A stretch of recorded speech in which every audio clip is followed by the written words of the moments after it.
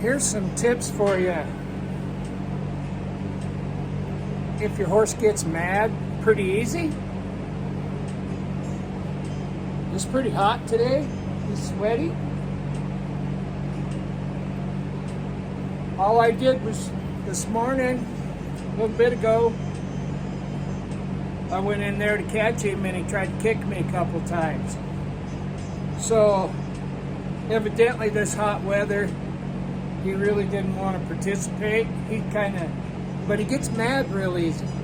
So I'll show you an example. I want to touch his mouth. I'm going to put my finger in his mouth.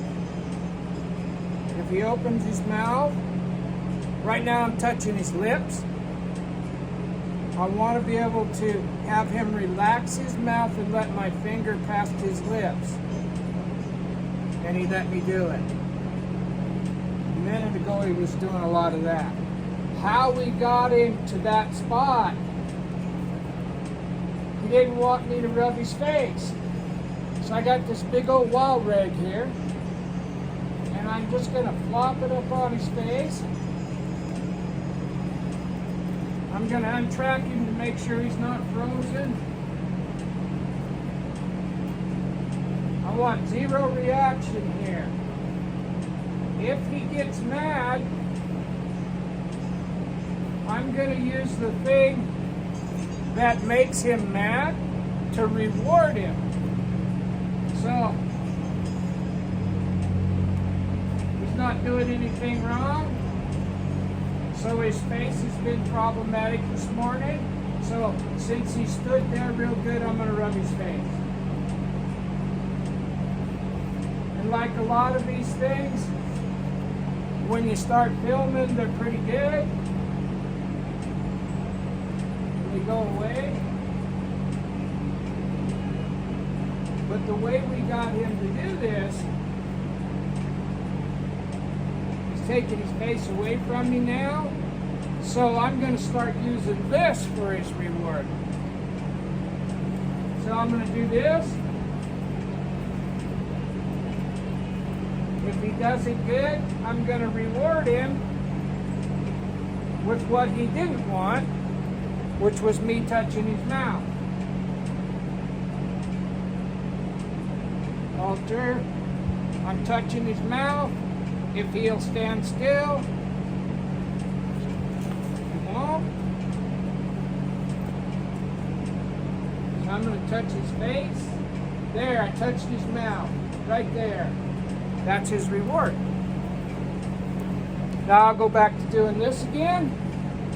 He doesn't seem to be too bothered by this today. And this old wild leg's really quiet and really soft. And we all got a few wild legs laying around that's got cigarette burns or something in them. This one here I think has cow manure on it, and it's about, geez, this wild rig here might be 45 years old. Now the reward for letting me do that is I'm going to pet his face. There. So what I'm doing is about the opposite of what you might think. Flagging his back was good, so you would think that I would use that for the reward. Touch his mouth, reward him by taking this away and going to his back. I do it the opposite way.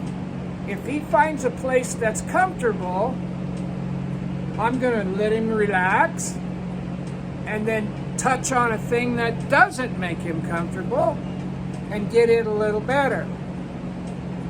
And then I'll go back to what's comfortable. So depending on how you're looking at this, you would think that the reward would be, stop it. I'm not going to stop. I'm going to touch his face.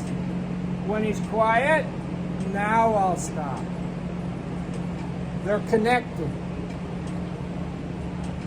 I hope that makes sense.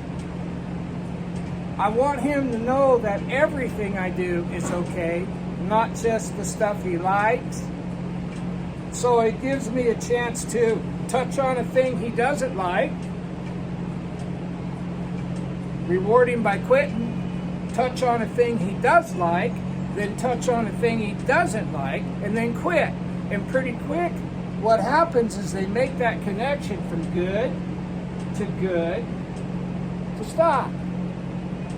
Instead of every time you go to the face, now we're going to fight and make his face right. No, we're not going to do that. I'm going to go here. He doesn't mind it too much. It's like a big bird. Drop that on his head, bring it across his ears, across his eyes. Good. Touch his mouth. He's good. Quit. So I connected them together, trying to teach him, man, just control your emotions. Stay zen. Even if it's a thing that you may or may not like. As soon as you relax or try, I'm going to quit. But I started out letting him know that I ain't going to hurt him. I started out letting him know that this is no big deal. This is all good. Now I'm going to add something that's not quite so good. He doesn't get to look away. Now that's getting good. Now I'm going to add something that he didn't like. I'm going to put my finger right on his lips. I'm not going to go in his mouth. I'm just touch his lips with my finger. As soon as I touch them, I quit. My end game is to see if I can get my fingers in his mouth and have his head relaxed. So we're working towards that. There's that, that's good. Here's this, that's good. Here's this, that's good. Here's this, that's good. Touch his lips. Fingers in his mouth. As soon as I put my finger in, I pulled it out.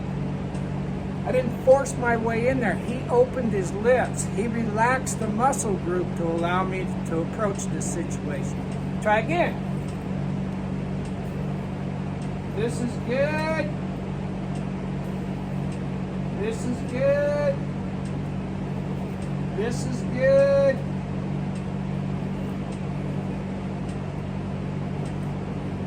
This is good. Finger on the mouth. I'm touching his gums right there. He stood still. Take it out. So that's how I'm approaching this problem, or this body part. This horse will get mad and just kind of shut down mentally and still have a full tank of gas. We've had him here for a week, and he still doesn't like to be told what to do. He doesn't like to participate too much, but it's really hot and he's young, and I'm cutting him some slack because I know when he leaves here, he's going to follow the feel and read my intentions.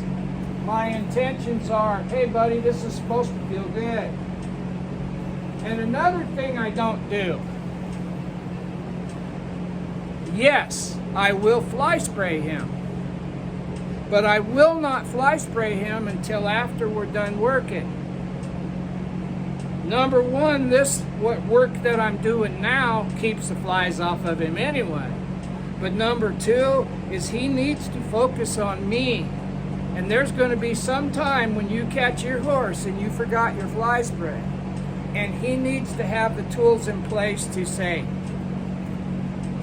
this is what we want, this is what we're going to do. I don't want to turn him into a slave. No part of that.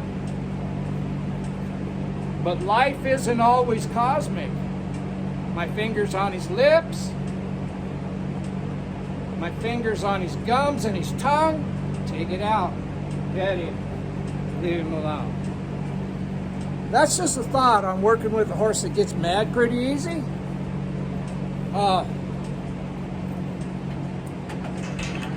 If you'll hang tough there,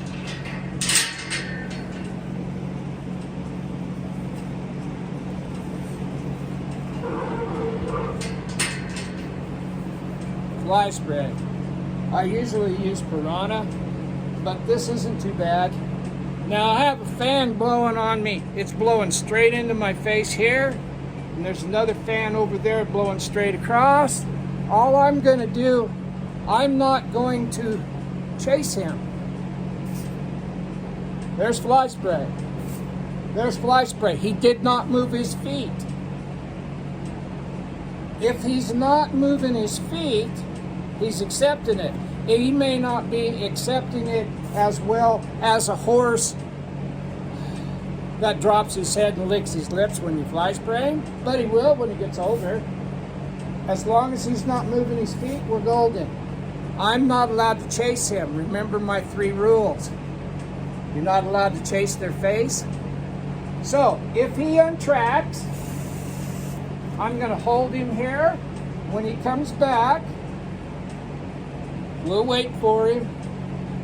I'm not fly spraying. Right now what I'm saying is, hey dude, you need to step forward. He did step forward. He gets rewarded for stepping forward. He does not get in trouble for not liking fly spray. And I don't chase him around the pen backwards until he likes it. I'm just going to spray. He didn't move his feet. Was he startled? Probably, but he didn't need to be.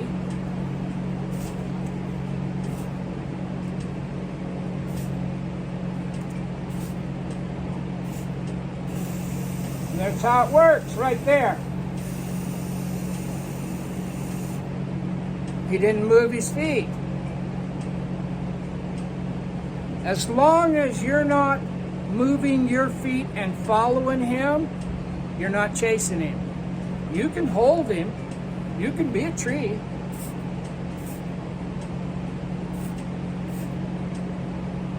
I'm just holding.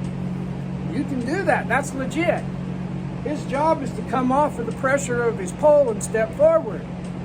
Also, if I chase him around in here, I'm going to lose every bit of trust that I've built in order to force him to like fly spray. How about we just stand in this spot and I fly spray? It is what it is.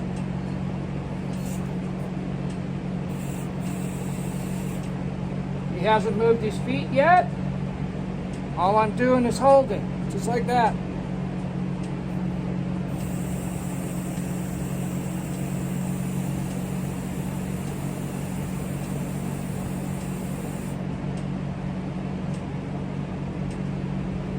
And you can see by the end of the month, fly spraying him, he'll be just like an old team roping horse. Anyway, that's how you approach a horse that gets mad quite a bit. Hope that helps. Bye.